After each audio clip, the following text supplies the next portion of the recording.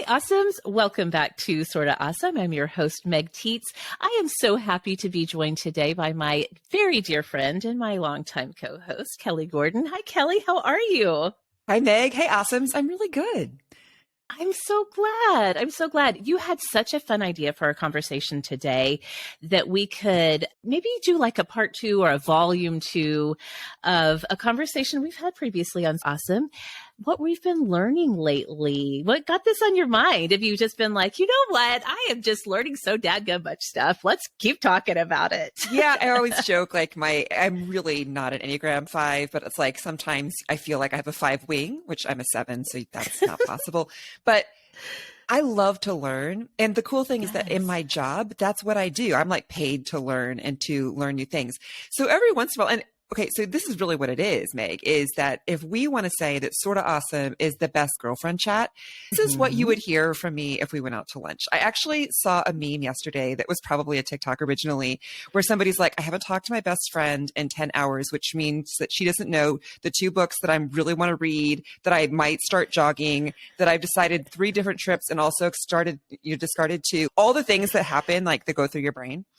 And I'm like, I kind of want to just do a show like that with Meg, where I'm like, here's what I'm thinking about. Here's some things I've realized. And we're going to lump it under the umbrella of here's what I'm learning, because it's true. We're always learning.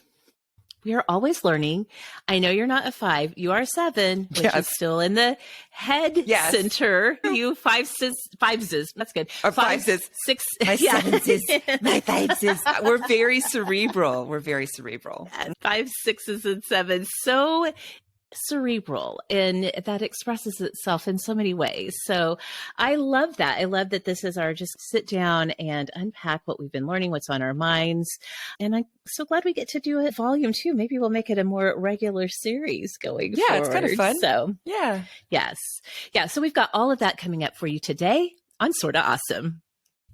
Welcome back, Awesomes, to the show that loves to support you in becoming smart, strong, and social. If you have been looking for amazing women to connect with in a community that will support you no matter what age or stage of life you are in, I'm so thrilled to tell you that you've come to the right place, because Sorta Awesome is not just a podcast.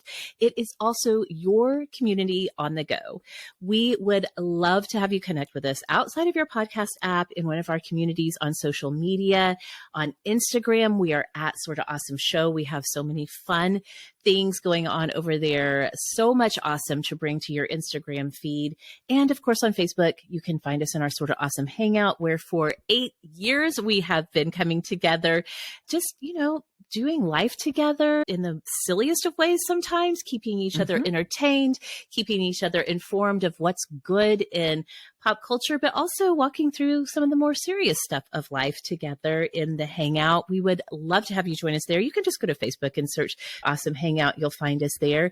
So if you're watching us on YouTube at youtube.com/@sortaawesome, please know that we would love to have you come over and join us in our social media communities as well. Kelly, there's been definitely an uptick in people who are checking out the videos as we're talking, which is making me a lot more conscious of how I am on camera. Yes, I know. It's just how it is. It's the thing. And I was joking right before we hit record that my best place to record most of the time is in my basement, because I can be alone. Yes. I do have a window behind me because it's a walkout basement. It's really my exercise room is where I am. But like the dog can't see much out this window. Every other window right now, she's like looking, are there squirrels? Yes. Are there chipmunks? Are there other people? And then she like loses her mind, Meg. Do your dogs bark? Are they barky dogs? Oh, we have one extremely barky dog. One of our 3 is very barky. So just finding a spot that you can be and you can podcast isn't always the most glamorous looking spot, but here we are. This is all about keeping it real. We are strong, smart, and social women, even if we're in the basement or in our bedroom or in our closet. That's right. That's right. Exactly. Oh my goodness. We would love to share with you guys what we have been learning, and we're going to get to that in a few minutes. Part of it does have to do, in fact, with being on video. So we're going to talk about that, more about that here in a minute. But first, Kelly, let's go ahead and start this show the way we always do with our Awesomes of the Week. Awesome of the Week is the moment in the show where we stop and talk about whatever is making life a little more awesome right now, whether it is a book or a TV show, music, movie, podcast, products, apps, recipes, you name it, we got it. And there's probably something awesome in our lives that we can share it with you. So Kelly, what do you have that's awesome this week? I am bringing a recipe to the awesome community, which it's been a while. It's been a while since I brought a recipe, which is usually my favorite thing. I just feel like I haven't found a whole lot of recipes this winter that have risen to the sort of awesome of the week threshold. Been making a lot of my favorites. A lot of those I've already shared, which you can find at kellygordon.com, or I'm sorry, kellygordonmn.com. You can find recipes there. But this one I think is especially funny because it's a full circle recipe. Friend of the show, Sarah Bessie, listens to the podcast, and in her weekly newsletter will sometimes share recipes that we've shared on the Sort of Awesome podcast, or that I've shared on the Sort of Awesome podcast with her readers, because she'll make it and she'll be like, Kelly knows like how I like to cook. She like, we have the same flavor profile or something, but also kids at home. So she's what Kelly recommends, I like. So this recipe comes to me from Sarah Bessie's newsletter, not one I recommended. But again, I love it. It's funny because sometimes you find those friends who are like, yes, you cook like I cook. You like some of the same flavors that I like. And so I'm going to trust what you recommend. This is actually a soup, and it's on Half Baked Harvest's website. So Tegan is the blogger there, the food blogger, and she's brilliant, and I'm sure a lot of people know her. This is actually a soup, which I feel like a little weird bringing this time of year in spring, because I'm just done with soup. I'm ready to move on to other foods than soups and stews. However, this is such a good soup, you guys. I think I'm going to have to make it for a lot longer. I might be eating this in the summer, which was sacrilege a few years ago. I'm like, I do not eat soup in the summer. I have 6 freaking long months in Minnesota to eat those things. I'm not eating it in the summer. But this is so good, and I just found it. So it is the salsa verde chicken and rice tortilla soup. Oh, sign me up. I'm a fan already. Yes. So thinking about all those flavors. So I'm going to read you what's in the ingredient list. Maybe you're like me and you can be like, okay, I can see these flavors. So it's more of a salsa verde sort of soup. So you actually use a jar, like it's 2 cups of salsa verde, which is about a jar that you can get in the grocery store. But you're using boneless, skinless chicken thighs, onion, and olive oil. You're going to cook those up. You're going to add some spices like chili powder, smoked paprika, oregano, salt and pepper. Then you add poblano peppers, which, oh my word, I love poblano peppers. And it says 1 to 2, but I've been going to the grocery store and I don't know. Poblanos are new to me.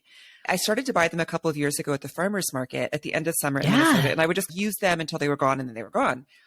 So now I'm like, it's definitely not farmer's market season in Minnesota right now. I have to go to the grocery store, like an actual grocery store, Meg. We've talked before, like where we shop is like Costco, Trader Joe's, like Target, they all have their own specialties, but they don't always just have everything. Exactly. So, yes. Making a trip to a regular grocery store, and the poblano peppers are like, they're huge. They're huge usually, but like they're huge. So I've been using 1. It just gives it that really nice flavor. Then you put in your jar of salsa verde.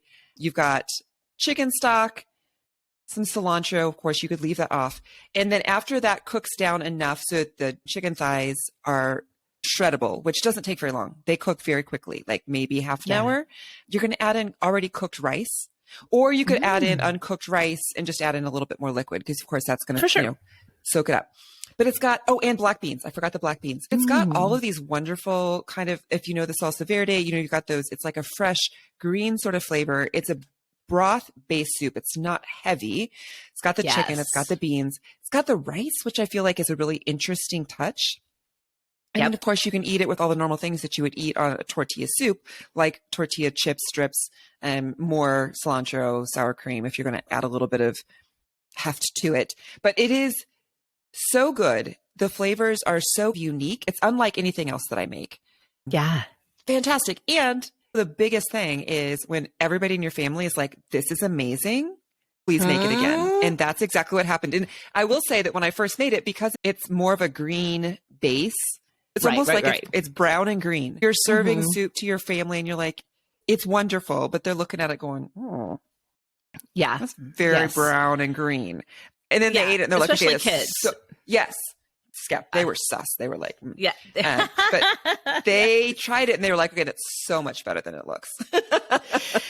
That sounds like exactly like a soup that you would get like at a Tex-Mex place in Austin. Every flavor that you mentioned is, oh, this is very Tex-Mex. And because of that, I can absolutely see continuing to make and serve it through the summer, because it just has that, with all of the salsa, the poblano, all of the flavors just are very summery in a way. And even the smoked paprika, it's got a little bit of a smokiness to it. So yeah, it is. You're right. It's very Tex-Mex.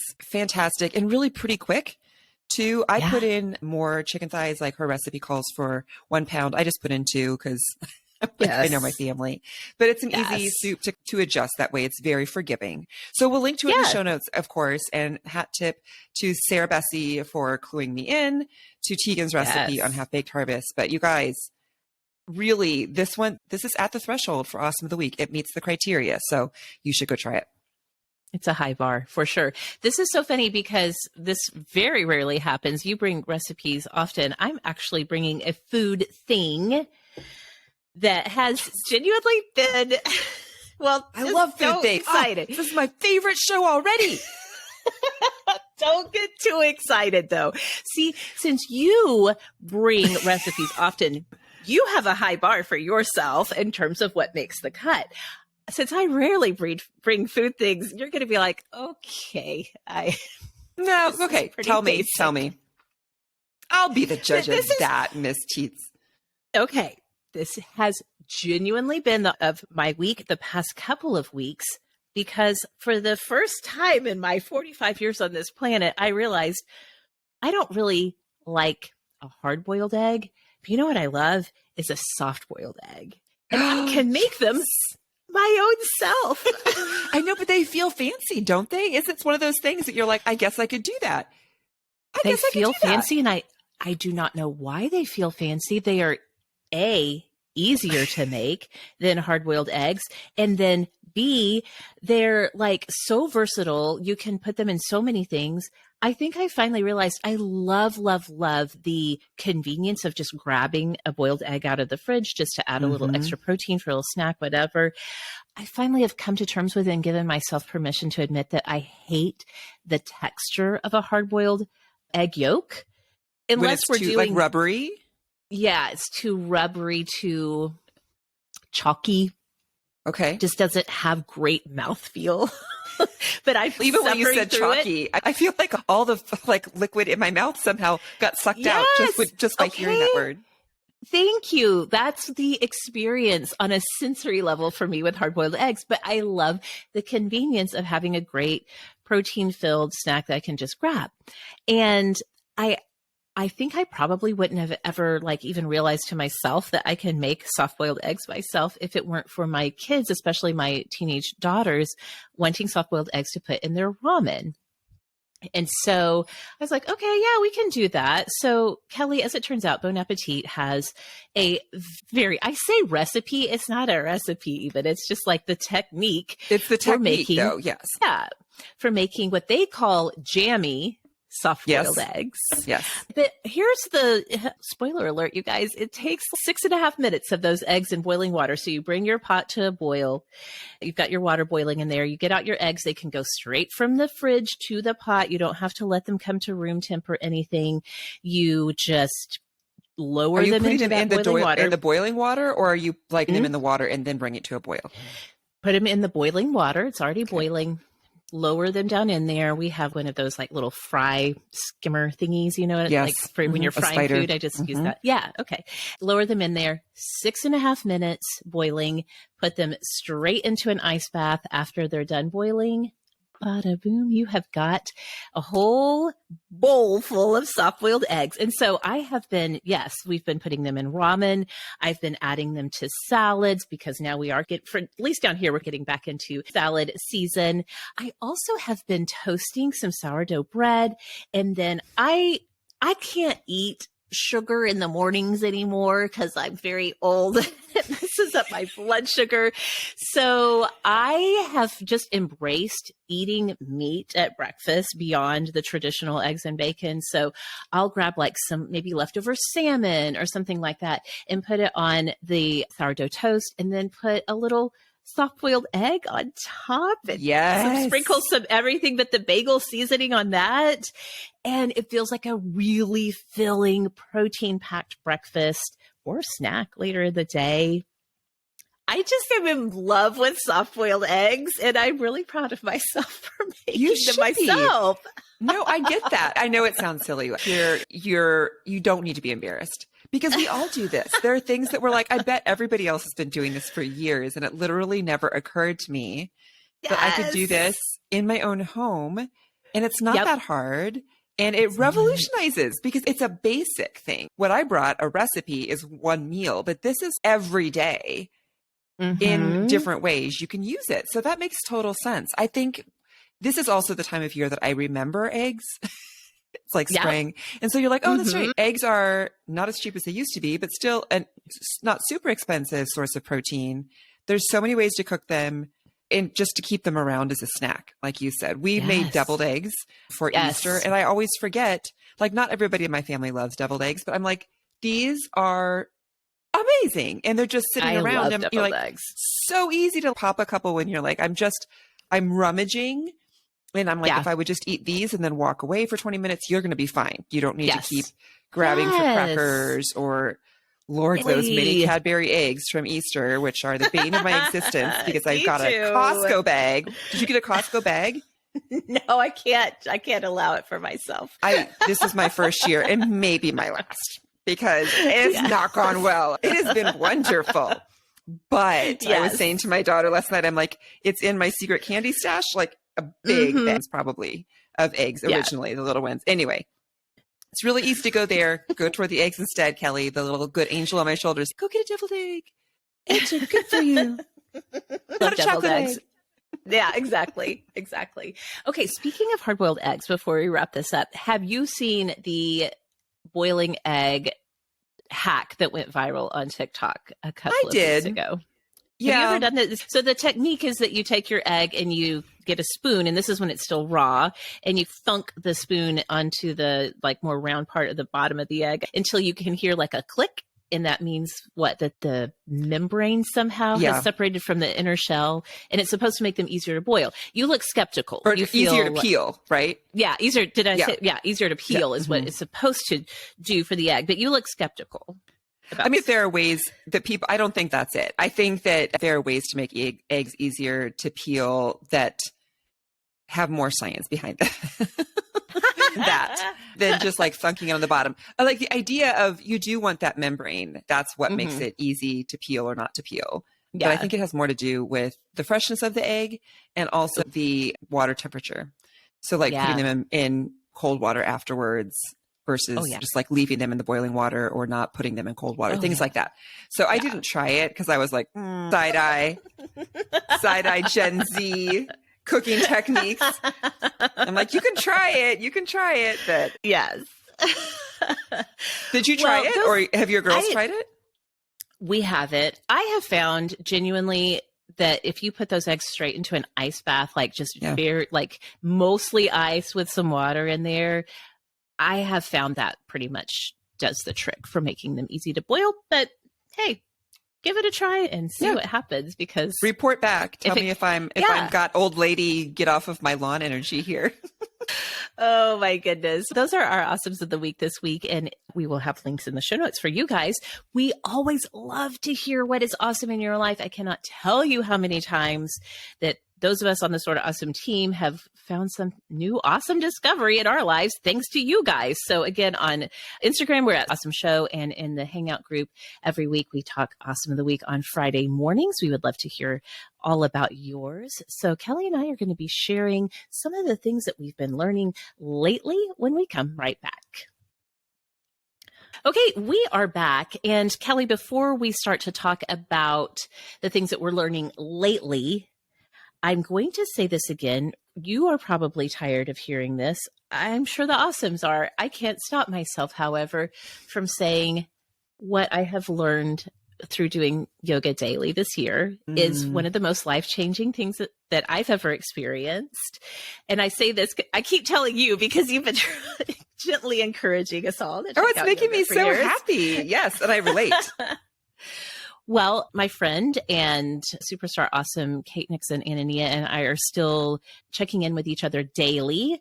We've been exploring through Yoga with Adrienne's archives and sometimes picking from her past playlists of 30 days of yoga. Sometimes now that YouTube knows I'm obsessed with Yoga with Adrienne, I'll open YouTube in the morning and it'll be like, here's 5 Adrienne videos. Which one do you want?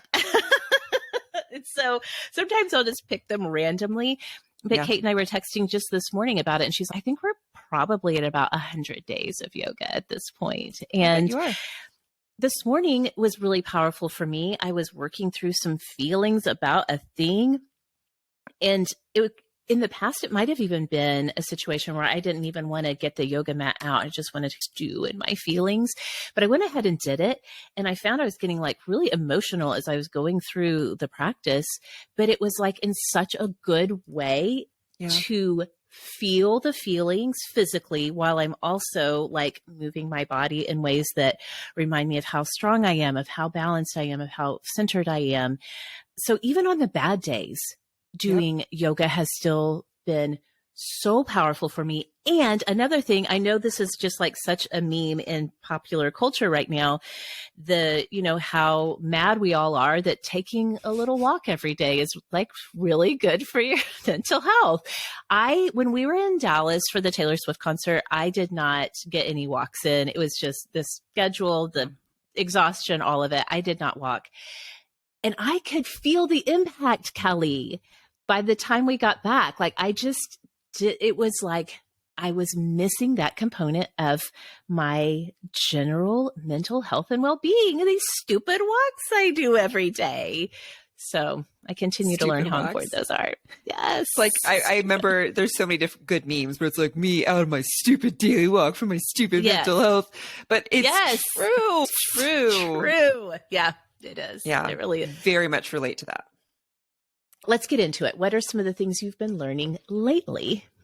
Okay. So my first one, actually, just even having you said that, I'm like, oh man, I could talk about yoga or the fact that when we went on spring break trip in March to Florida, the first place we stayed had a workout room, and I went down to it one day and it had an actual Peloton.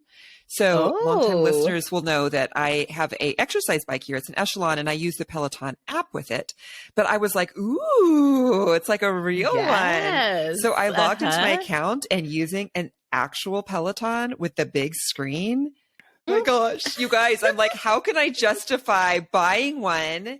Because there's like the big screen, the component, I don't know. It was just, and the bike, the equivalents of the pressure, like when you're changing how heavy the road is, are not the same.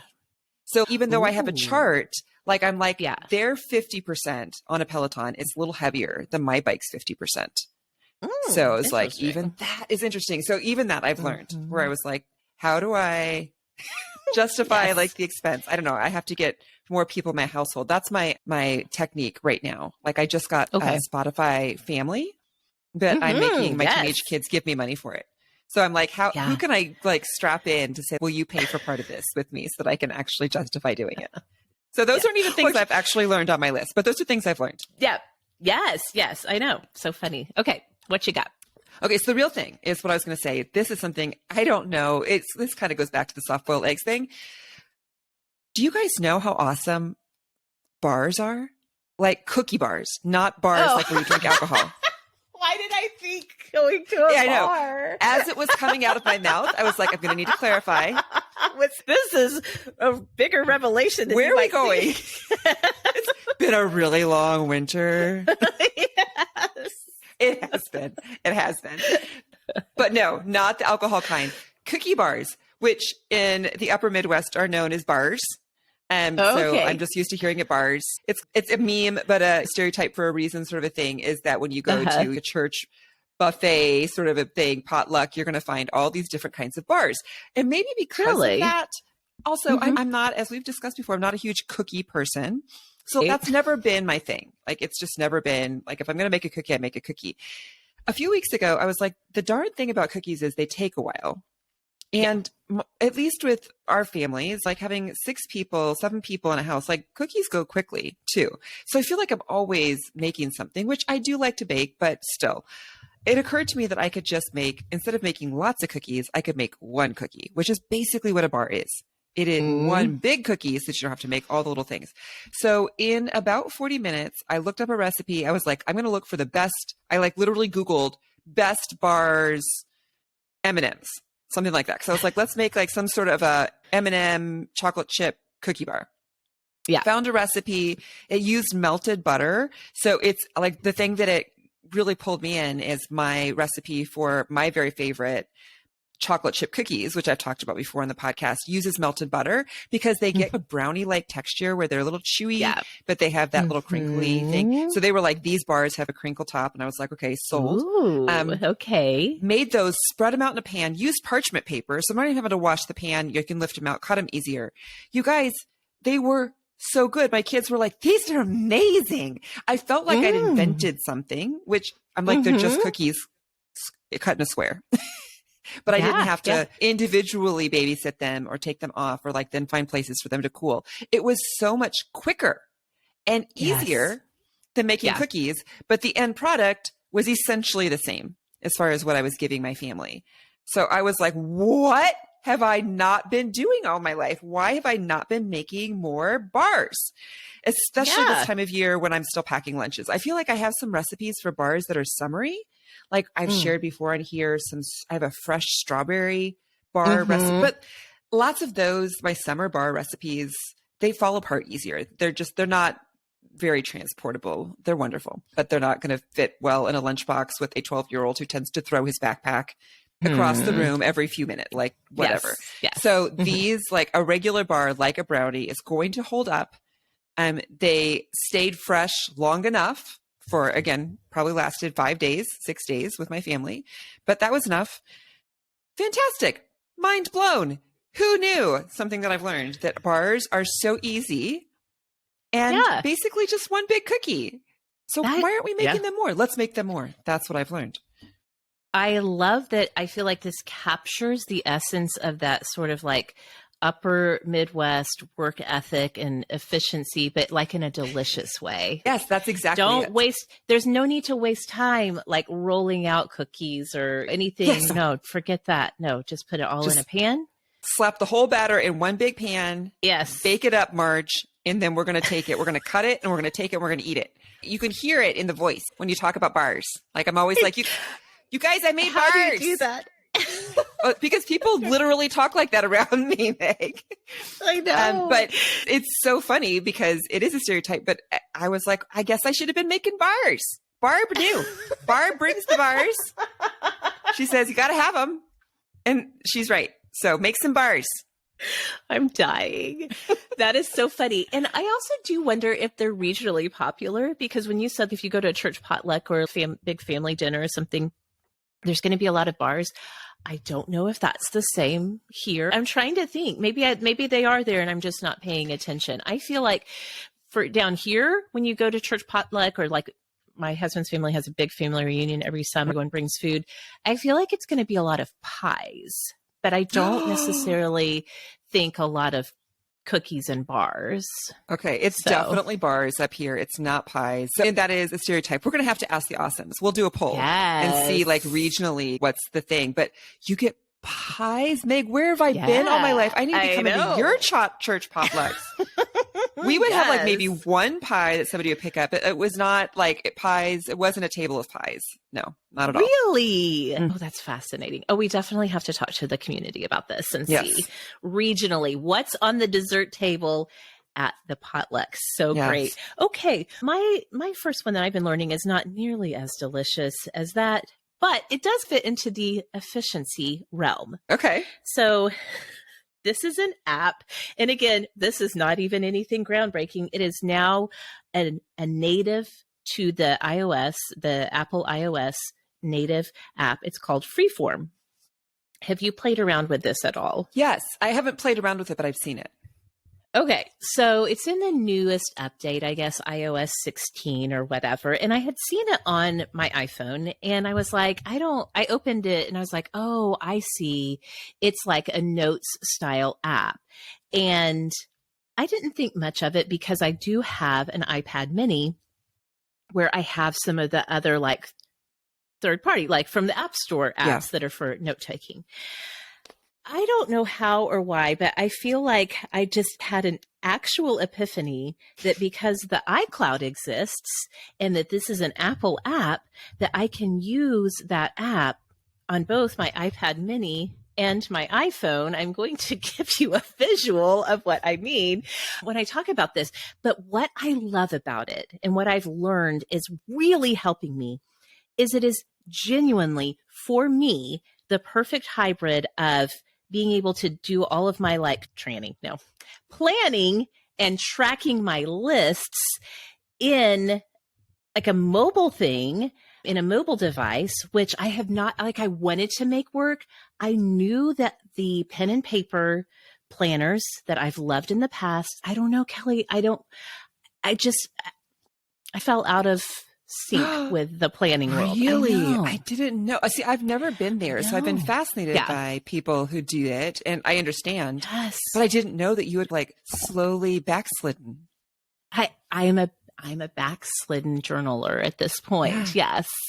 I think it was just the portability factor. It's like how I thought I would never, ever read books on Kindle because I just loved the experience of reading it in print. And once I realized, oh, but this means I can have a book with me literally wherever I am. And I don't have to remember to bring it with me because it's right there on my device. It's the same with the Freeform app. Now I have my lists, my plans, everything right there in my devices. Now, one thing that I will say is not perfect in my current setup is I still cannot figure out how to sync everything from my calendars into my notes that I'm writing in my digital note-taking things. So that's still a gap. And if anybody has a good way to do that, please do reach out and let me know. But let me show you. So on my iPad, I will open up, like, I don't know how much you're going to be able to see on this camera. Yeah, you can see it. I can see it there once you pull it in. Yeah. So here's my list for today. And so again, it's just like a regular to-do list. So you're writing it. You're using like a stylus with your finger. It. You're not typing. You are actually like handwriting on your screen. Your things. Which is why I'm loving it in the iPad because I do have an Apple Pencil and I just will handwrite it out just like I would normally grab a piece of scratch paper, post it or something like that and make a note by hand. Now I do that in Freeform on my iPad. But then while I'm out and about, I can also, because again, the magic of syncing in the iCloud, open my Freeform app on my phone and the same thing shows up. Now, the only bad thing is, of course, you can't use an Apple Pencil on your iPhone. And so what I have been doing is you can either, this isn't really working on camera, but you can tap the button to get like the little markup tool, just like marking things off a list or making a quick note. I can just use my finger. Or in Freeform, you can also create a sticky note and you can type onto the sticky note. So I've also used that as needed when I'm out and about. But to have my just daily boring humdrum to-do lists where I can just access it no matter where I am and keep them all centralized in one app, I have learned that this is the system I've been looking for. I didn't even know I needed it. And Apple has it's like, here, it's on your devices now. So use it. I know. And see, this is the thing. So I've been a digital person for a long time because of the syncing. Like you said, the ability to say, I can access it on my phone. I can access it on my computer. I can access it even on my work computer by logging into iCloud.com. It's so easy. And so I've used notes in the same way that you're talking about in Freeform. Yeah. So it looks like Freeform, it enables you to do maybe more things. I don't even know, but for sure to just write in an easier way. And I feel like I'm going to try it. But I feel like for me, my handwriting has gotten so bad. And also holding a pencil like exacerbates carpal tunnel. So I'm way quicker at typing. So it's easier for me to Right. type everything up. It also doesn't have a obvious sync though with the calendar like you're talking about in notes. Yes. I just every week when I'm making a list of to-do things, I break it up by days. So I just look at pull my calendar up and then I'm like, okay, record Awesome with Meg at 10. I've got this meeting for work at 11. Like I just have to add everything in. And that's okay for me because it also helps me to go, oh wow, I just put a lot of stuff on Wednesday, busy day. And so even just something about the fact of having to transfer it versus it just being there clues me in. But the idea that you can write it, I think helps you better with brainstorming, or I want to try to use it for things that like I'm working on a meal plan, or you, like you said, you're just it's notes that you're taking. Exactly. It has been revolutionary for me. But I do think if you've got a good system going in notes, you may not be that blown away. And I think that people I never want somebody to be like, you have to get off of a paper planner. But lots of times I hear people say, what I want is a paper planner that can do these things. And I'm like, that's a digital planner. So I think it's cool that you found something that works for you because it is so nice to have it with you all the time. Yes. That's the key. Yeah. So good. Okay. What else you got for us? Okay, so I am bringing something. This is a twofer in some ways. So I read a book this winter. It's called, actually, here, hang on. I'm going to get the title, because there's this good subtitle. It's called Awe, The New Science of Everyday Wonder and How It Can Transform Your Life. It's written by a University of California, Berkeley professor, Dr. Keltner. He is a psychology professor who studies emotions. Like he was one of the key people that Pixar tapped, which they're right there. So Pixar tapped him for Inside Out when they were first researching how emotions work in the human and what emotions are important. And a lot of his study has been on like happiness, but that led him to think about the fact that awe is a unique emotion and it hasn't been studied much. And so this book is obviously nonfiction. It's his kind of research. He's but into awe and why we need it as humans and why we're especially like, as we just talked in this digital age, there's so many good things about it, but we're losing touch with awe. We don't have it in our everyday life. And he even wonders why some of the problems we're seeing with younger kids, like with Gen Z even or Gen Alpha, feeling higher rates of anxiety and depression might be because of all this digital stuff is great, but we don't have natural places for them to experience awe. Traditionally, awe would have been something that you experienced in a church, in a spiritual setting for most people. And those things are also changing. Access to the outdoors isn't easy for everybody. So this is really his like plea to say, we need more awe. Your family needs more awe and what it does to us as humans. So if you guys don't have time to go read the book, I highly recommend it. But we also did, the reason, of course, that I know about it is because we did a show at NPR, at Minnesota Public Radio, where I work, with Docker. And so it was one of my favorite interviews that we've done this year. I will put a link in the show notes to our interview with him. So you could listen to that 50-minute interview and you're going to get a real good feel for his research, for the book, for why he says scientifically we can measure this in the brain. They did all of these crazy but cool experiments where they had like older people, after you get to be about 70, 80 or so, I think it's 80, like your happiness goes down. Like you kind of are unhappy until about 50. And then you have peak happiness is in the middle part of life. And they theorize because that's usually when most people are done actively parenting, things like that. And you've hopefully gotten a good sense of yourself and of growth and you're kind of established and you're able to start looking out. So they worked with older people where they asked them just to go out and think about awe in a daily walk, like a gratitude practice, like notice things and how much happier they got and how much gentler they got. It really, it does. It changes us. I know things like a gratitude journal sound hokey to some people, but they really work. It's kind of like yoga. It's one of those things that you might be tired of hearing people say, oh, yeah, I know everybody talks about it, but it really does. It rewires our brain and they can see that in a lab. So it was a really fantastic book and made me think about how I can create moments or build or look for moments of awe in my own life. And he really defines awe is different than awe has to be a sense of smallness in the sense of grandeur. So It's not just Okay. beauty. Like people will be like, oh, I saw these beautiful, like in California right Yeah. now, they're having the super bloom, these fields Mhm. of wildflowers that have come because of all of the rain this year. He's like, it's not appreciating beauty. Like that's close to awe, but it's not awe. Okay. Awe makes you feel like simultaneously small and held by something bigger than Oh, yourself. wow. I I'm going to know. start crying. That's so beautiful. It is. And he talks about it. And he lost his brother, who he's very close to. His brother died of cancer around the time he was writing this book. And so there's a lot of really beautiful stories of like how grief brings you into awe, how people, that's one of the things that people around the world reported brought them the most awe was Yeah. the goodness of people. So he's like, it doesn't have to be standing under a starry sky or being at the Grand Right. Canyon, like those sorts of things that you might think about. It can just be other people. But it's really a great book, a great idea and concept. And I've actually seen several other books that have crossed my desk that are very similar. There's one that's called Wonder. So Okay. they're and those ideas. And here's the other thing. This is why I said it's a twofer. Because it made me think about this.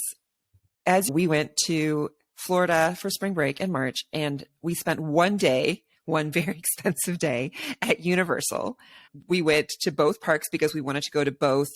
So Islands of Adventure, I think, I don't remember the other one. I think the other one's just Universal theme park because we wanted to go to both Harry Potter worlds. That was the real reason we were there. And I'm a Harry Potter nerd. So I was excited, not obsessed, like I was excited. But what those types of theme parks do when they recreate a world that you've only lived in your head, and I would say Disney is the best at this. I felt this same kind of magic at Universal too. It felt like a sense of awe of being like, I can't believe it's not real. It's not real. Like you're surrounded by it. So the very first ride we did was called The Escape from Gringotts. And it's like you're going down into the bank and you're getting in a cart and it's like a roller coaster sort of a ride through things. And it was amazing, but just the experience of walking through Gringotts and all the little details of the goblins that were at the bank and then going down into the dungeons and the things that were there, all the little details the Universal has thought of. Yeah. I like got weepy. My kids were like, please tell me you are not going to cry. That's embarrassing. But I was like, it's a sense of, it is magic that this world that you've lived in your head and has meant a lot to you becomes real. And I felt the same thing at Disney. Like when you walk into a Star Wars area and you've loved Star Wars and stormtroopers walk by you and everybody, all the people who are there in character, it's just such a sense of wonder and childlikeness. And I was like, man, I need more of that. I came back from Universal and for about a week, just like watched Harry Potter movies. Cause I was like, I was just trying to cling to that feeling of magic.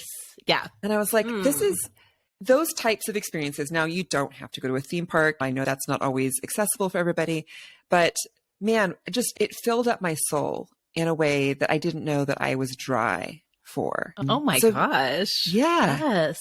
We need more awe. You can check out the book. Definitely. If you have not been, if you're a Harry Potter person or you have a Harry Potter family, it is so much money, you guys, but it was worth it. It was like, it was so fun to see those moments where the imaginary becomes real. Everything that you're saying is reminding me so much of the conversation I just had with Rebecca when we were talking about this sort of more like sacred or spiritual aspect of going to like a big concert, like a Harry Styles concert, a Taylor Swift concert, that idea of being one small part of a bigger thing, collectively experiencing that. That's really beautiful. And I would not have thought to put the word awe to that, but absolutely. Yes. I can see how that would translate. Yeah. So good. So good. Okay. I'm going to give you like a quick fire bullet pointed list of 3 short things that I've learned lately. Okay. A lot of them have to do with the fact of just like coming to peace with the fact that I'm 45. Here I am right in my mid 40s and that things are different. Number one, I'm learning that when it comes to makeup, like truly less is more.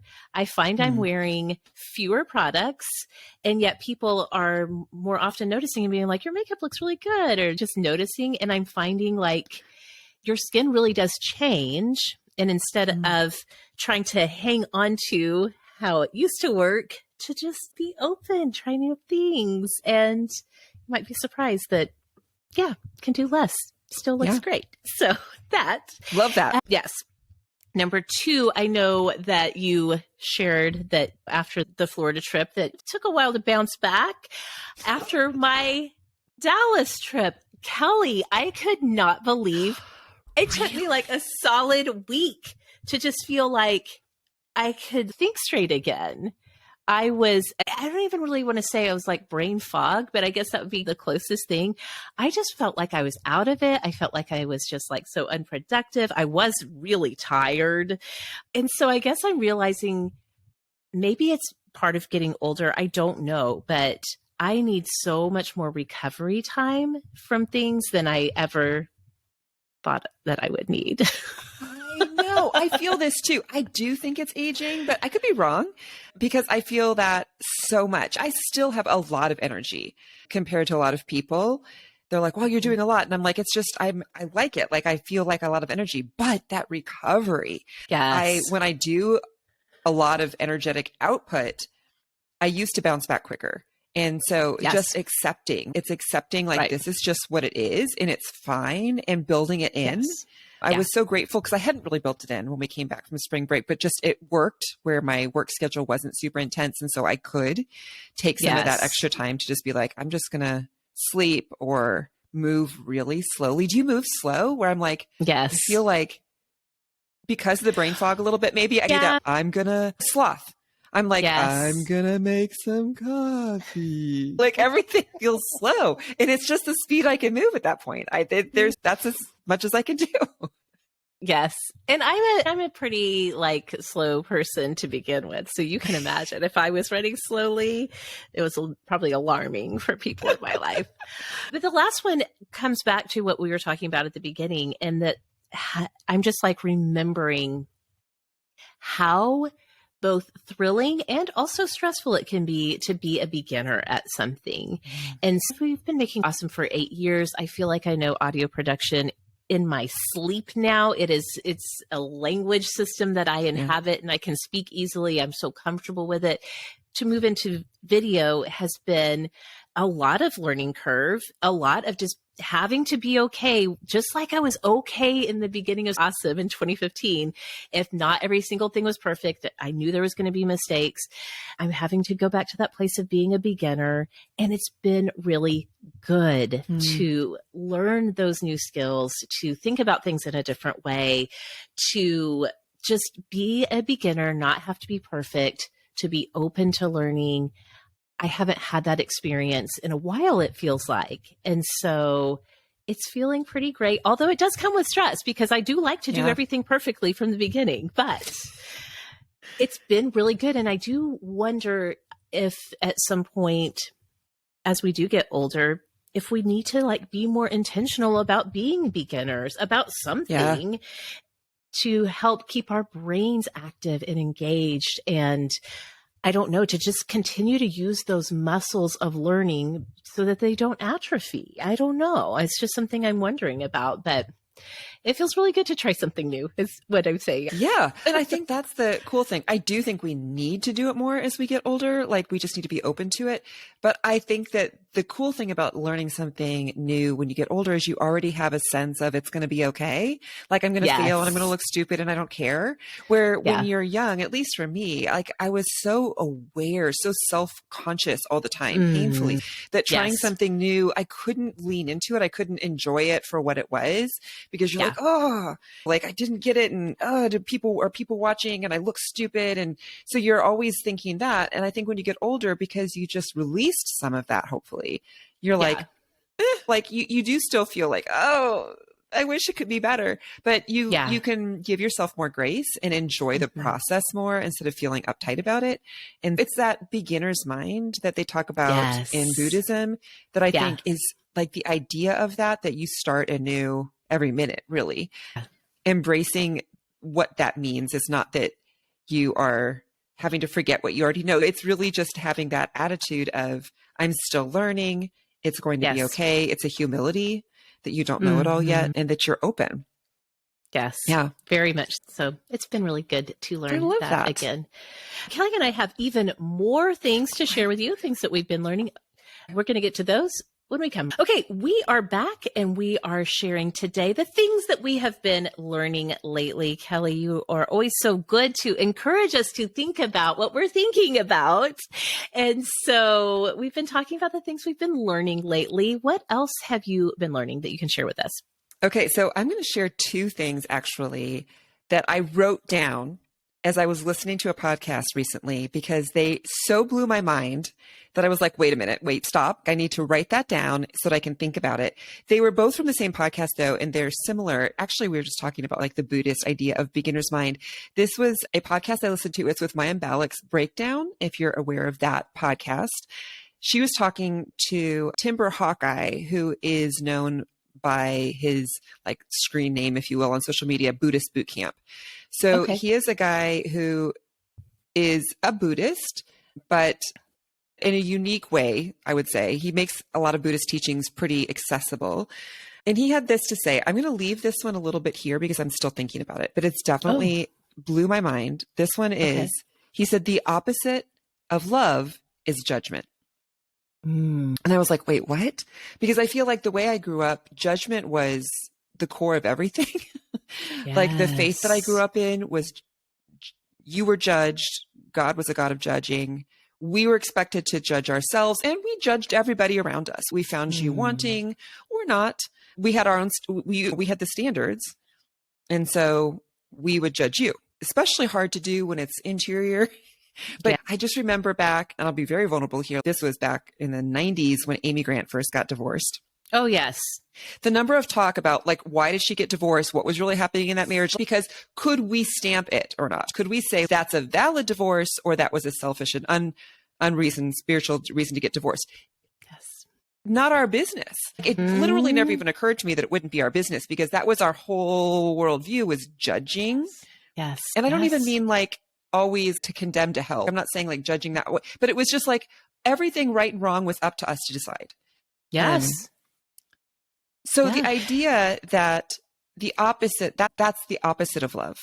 Gosh. Like that we need to have, it just, like I said, I don't have a whole lot of other words to say about it other than I'm still letting that truth break open a lot in me. But the other thing he said, do you want to say something about that? You're like, no, I'm just like, whoa, that is so true. And we did come from similar spiritual and faith and religion backgrounds. So I'm just like thinking that the Amy Grant example is perfect. There was so much judging. And then also the conclusion that you came to in your judging to reflect how pious you were, for lack of a better word. I can remember my parents having a big moral dilemma about if we could continue to listen to Amy Grant's music after her divorce. And like these are the formative things that are happening that are you how to be in the world. And yes, to hear the very profound truth that the opposite of love is judgment. I'm going to be sitting with that for a while. So thank you for passing that on. Yeah. And I think it's especially when I look back, we were like, no, we're loving, but we also judged. So there's a dissonance there I have come to grapple with. And so I think that when Timber said this statement, it crystallized something for me. That's why I say, so it was like, wait, this is why I felt dissonance about it. Yeah. Is that they don't line up. The other thing he said, and I thought this was so good and it can just apply to so many things, is that mindfulness doesn't make people less irritating. It just makes you less irritable. Yeah. And I was like, yes, that's it. I feel like the reason I wanted to talk about this as being something I'm learning is that it synthesizes a lot of what I see happening at the age I am, which is that lots of times, like my questions before used to be like, my kids are bugging me or in this relationship, like this person, like, how do I get them to stop? Or like, how can I correct their behaviors? Or how do we fix this conflict? And it's not that those things don't still need to be done. What mindfulness does, which has become so important to me, the idea of like meditation and mindfulness and in a non-judging way, is it makes you less irritable. So it doesn't change them. Your kids that are annoying you might still be exactly the same, but this is one technique you can use to make the situation better, I say with air quotes, if you can practice a way that you aren't going to be as irritable. It's like mental magnesium, right? Yeah. Like for your soul. Yes. We've talked about how magnesium can help if you're a sensitive person, and like the noise and the clamor, like it can just help to make it not feel like it's all ringing your bell all the time. It takes the edge off. Yes. Mindfulness is the same idea, that in your soul, it's like putting a soft towel around a bell. It's just, it changes. That thing is still going to ring. Like the little kids in there, they might still be yelling, or your teenager might still be giving you sass, but it's going to hopefully help you not be as responsive, be able to be more synced up with your own breath, with your own feelings, with where you are and your rootedness, that you can respond. Yes. So I was like, man, it's just that idea of, which I like, because I have the power then. I can't control other people, but here's something that I can do to get me through the other day. So it's I feel like it's one of those lessons that, again, like the love and judgment thing, is just going to keep sinking down into my life. It's like one of those truths that I can see applied in lots of different ways. Yes. That's what I'm learning. Oh my goodness, that is so powerful. I'm going to be chewing on that for a while. So thank you for bringing that. The last thing I wanted to share is two things. And I've shared some of this on social media, but I just keep thinking about it because it becomes more and more like in technicolor in my life. And I think a big part of that is having kids who are older, who are coming into their own. Daisy's about to graduate. She graduates from high school next month. And so this has been on my mind a lot, but even seeing it all the way down to my younger children is how I have learned to become so much more unattached to who they are and the choices that they are making as people, and to really be able to step back and realize this is their journey. It's not my journey. I got to be a co-creator in bringing them into embodying life on this planet. And I realize it's a balance. I'm not saying that we're just like, okay, go figure it out for yourselves. But that thing of recognizing they're here to learn their own lessons. They are here to pursue what is meant for them, for this lifetime that is stretching ahead of them. And I can remember early in parenting, hearing about this idea of we're here to construct scaffolding around our kids so that give them this framework as they're growing up. And I think that continues to be so true, but it's like scaffolding doesn't stay up forever. Like eventually the scaffolding has to come down, and the thing that has been being built is ready to be its thing. And I just think I've been thinking about that so much. And I do think it does connect a lot back, Kelly, to like our shared similarities in our upbringing, where I don't know that I experienced my own parents being this way, maybe a little bit, maybe more than I probably am conscious and aware of, but certainly seeing other parents, other people that I knew in our faith community that would be so devastated by choices that their adult children were making. And they weren't immoral or like harmful choices. They were just different choices than what their parents had, what they felt like raised them to make certain kind of choices. And that was my only context for parenting children who are coming into their own, into their adulthood, was either they turn out the way we like sort of parented them to be, or were failures, or they're failures, or I don't know. It's a whole new world of just really being able to appreciate that. Yeah, they're all here living their own life story. And I don't know. I feel like I'm just saying the same thing over and over now because it's really been profound for me. It's true, though. I'm just sitting here with a stupid grin on my face because it's definitely something that I'm still learning. And it's so beautiful, too. I think that's the cool thing. And it is a shift, right? When they're really little, you can mentally know this is true, but just it's a different world. Like you have more scaffolding, you have more control. It's really through those teenage years. And then there's as it's, especially at the beginning when you're first doing it, you're with your oldest kid, like, okay, I don't know what my role is, and it's weird. But then you get to a point where you're like, oh, wait, no, I see. My role is to step back. My role is, and to love without judgment. So to say what you do as a career, whether you go to college or not, who you partner with, where you live, these are not my concerns.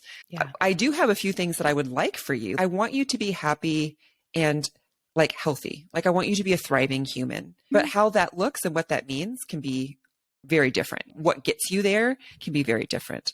But outside of that, care anymore. There's so much freedom in that. And you can really start to appreciate, and in some ways even, I don't want to say feel sorry for, but just there's a lot of tenderness, I think. Where I'm like, oh man, it's hard being 20. I remember like in my own journey, that was hard, and saying you can do it, and being glad that I'm not responsible for them anymore. Like I don't have to hold this tight control and be like, they're 20 and they're making all the, be like, it is what it is. And they're going to figure it out, and they're going to learn from it, and they're going to learn their own lessons. And my great responsibility and joy is just to walk next to them and offer a cool glass of water. Yes, it's so true. That's a really good word picture for it too, for sure. And then the last thing I think is somewhat related in the sense of just like having new understandings about things. And I think I've just been learning so much that like everything that feels so right and true in terms of our understanding of the human soul and the experience of that, it's so much, or I'm learning for myself, I am coming to believe it's so much bigger and so much, there's so much that we can only have a glimpse of in this current life, in these embodied bodies. And I've really been, a lot of that learning has come to me in continuing to experience the loss of my mom. And yes, definitely there's grief, there's mourning there. But in a lot of ways, Kelly, like I feel more connected in a spirit way with my mom than I could have ever dreamed. And like random things will happen where, for example, going back to the daily yoga thing, this was early on back in January when I was very first starting, and Adrian's talking you through find what feels good, like all these different movements and stuff. And like, I had a very intense and felt very real in that moment feeling of like my mom experiencing that particular yoga practice with me, which if you have listened for a while, you know that my mom had extremely limited mobility for decades because of multiple sclerosis. And so like this idea that the spirit continues on and continues to experience things. I don't know. Don't pin me down and try to be like, what do you mean specifically like that? Tell me everything. Know. You're like, this is all I know. This is like what I just said. This is just it. But it's intriguing, isn't it? It is. And there's these little moments of synchronicity where here's another example, which may not be that meaningful to people, but it was really meaningful to me. So my mom loved hummingbirds for years and years and years, had hummingbird feeders hanging outside the house. Like hummingbirds were her like thing. And I hadn't really thought about this consciously, but I haven't seen a single hummingbird since she died. And yesterday I'm just like scrolling through the TikToks as you do. And this TikTok live came on my feed as I'm scrolling through. And it's this lady, and I don't know how she does this, but she like has tame hummingbirds. She was like, has a glove like on. This. Yes. Okay. So she has a glove on and she's like holding the base of a hummingbird feeder. And there's 4 hummingbirds sitting sitting on her hands, like getting drinks, and she's named them and stuff. And so the camera on TikTok is like showing these hummingbirds up close. And I was just like, oh, that was so great. Just like that little moment of, I haven't seen a hummingbird. And now there's 4 or 5 tame ones on TikTok. I don't know. Just like all of these little moments where I feel that connectedness to my mom is bringing so much comfort. And I think the fact that I'm open to receiving that instead of having a very firm and fixed mindset about the afterlife or whatever. Yeah. I don't know. I'm just learning that there's just so much that we just don't even know. And I'm really okay with that. Yes. It sounds like a beginner's mind idea. Yeah. When it comes to death and what comes after. Yeah. That's cool. Yeah. Okay. This was really fun to get to talk through with you, Kelly. Thank you so much for this idea. Like I said, maybe we can just make a little series, I'm up for that. I'm always learning something. Yeah. If people do want to come talk to you about food or anything that you're into that you talk about on the show or whatever, where can we find you all around the web? You can find me on Instagram and Twitter at Kelly Gordon MN. or you can find my website, kellygordonmn.com. There's recipes there and also the social media links. If you're just like, I don't remember, you can just click it through. Okay. You can find me at Awesome Meg on social media. You can find the shows and by searching Awesome, whatever platform you're on. We'd love to have you join us there. Awesome. Thanks so much for listening. We'll see y'all next time.